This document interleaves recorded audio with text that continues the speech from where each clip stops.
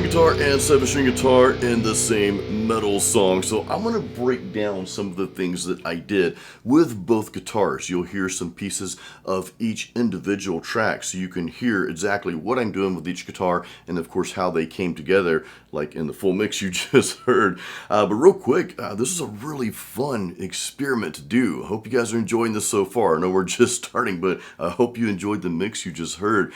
Actually, this came from a comment someone had made on one of my 7-string videos. Hey, why don't you make a video, putting the 6-string and 7-string guitar in the same song? And I thought, well, that's a pretty cool idea. That's not something I've ever done before. So there you have it. Now, before we jump into breaking down the guitars, this is what I'm using. So I've got the Ibanez Prestige RG1570. This is my 6-string guitar.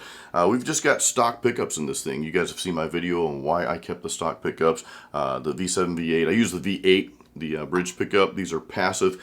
The 7-string is my ESP E2 Horizon FR7. This one's equipped with active pickups, the EMG 707s.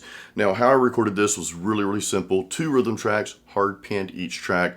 I've got a bass track in there, and of course I'm using TuneTrack's Easy Drummer. I think I still have like version 2 of that. I need to upgrade that. But that's just how I do my YouTube videos like this. Let's break down the very beginning. So this is what the 7-string guitar was doing in the beginning.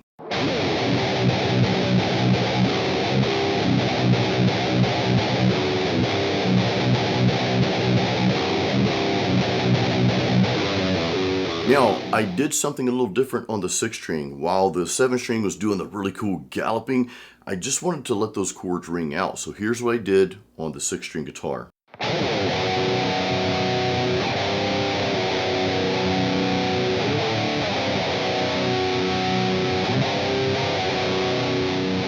Now, for that piece, the 6-string actually kind of sounds like a 7-string, and that's because I'm playing the octave, the lower octave of the second note of the power chord, also called the 5th note. But the second note that you're playing in the power chord, let me break this down really quickly here. So the B power chord, right? I am playing A and D strings, frets 2 and 4. Well, that 4th fret on the D string, I'm going to start with the lower octave of that, which is barring the 2nd fret on the E string. And you can do the same thing with both those other power chords, right? The B, then the C, then the D. So that's how I'm getting that super heavy sound on the 6-string. After I do that, I bring both guitars together playing the exact same thing. So I'm still playing that part on the 7-string guitar, the galloping, right? But on the 6-string guitar, well, I don't have that low B, so I'm just playing it on, well, whatever B note I can play it on, which is an octave higher. So this is what those two sound like together.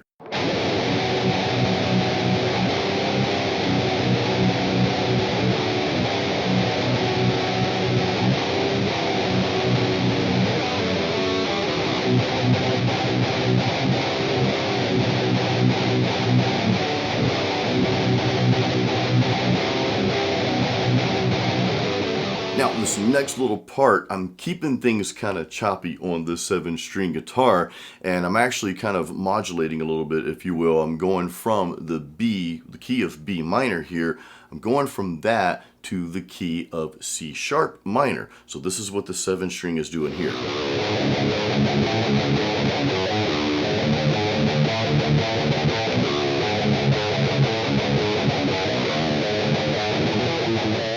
What I did with the 6-string guitar, I'm like, well, hey, let me just play those regular bar chords and let some of those ring out a little bit. Let's let those notes ring out while the 7-string's doing the busy stuff. Kind of the same concept that you heard in the very beginning, where the 2 guitars are doing something, completely different. So this is what I'm playing on the 6-string guitar.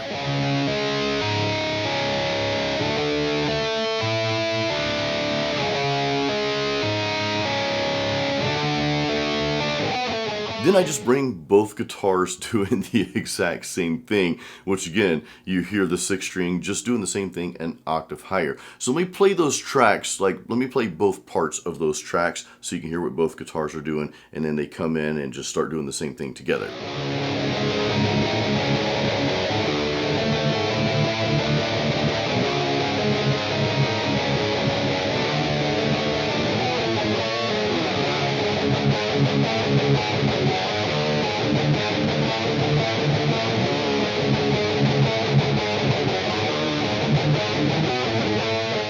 Now throughout the rest of the tune, I kind of just stuck with the same thing there. Where I could play the same notes, I did, but for the most part, this 6-string guitar is just playing everything an octave higher. And you can hear how they sound. I'll let you hear another clip coming up real quick, but you can hear how they sound together. There's that little bit of contrast, you know, they're playing the same thing, but you've got 1 octave higher. So there's a slight contrast there, but I don't know, to me, it just gives another dimension to the song. Now, you could argue that, well, this side over here with the 7-string, you've got more fullness and a little bit more bottom end, if you will, because you're playing some lower notes, and you don't have that on the other side. Now, this might be a case to not hard pan each guitar track. Again, I always record 2 tracks. I'll record 1 track, which I started this with a 7-string, then I hard panned that track all the way to the left. I opened up a new track and went ahead and hard panned that to the right. So as I'm recording the 6-string with the 7-string, I can hear the 7-string in one speaker, but I can clearly hear my 6-string guitar in the speaker over here. And that just helps me get things a little bit tighter as opposed to having both guitars up the middle. I never liked how that sounded anyway. And it's hard to dial the guitars together. For me anyway, it's harder to dial them in together and get them tight when they're both up the middle. But when one's panned this way and the other's panned the other way, I can have more clarity as I'm recording those tracks. And of course, I like the end result to that as well. But again, in this case, it might even make sense. And guys, there's no right or wrong way here. This is just us experimenting, right? But this might be a case to not quite hard pan them, but maybe pan them like, I don't know, 70%, maybe 80%. So that way you can still hear some of that guitar in this speaker over here. And of course, the guitar that's going over there, we can hear a little bit of that going into the other speaker as well.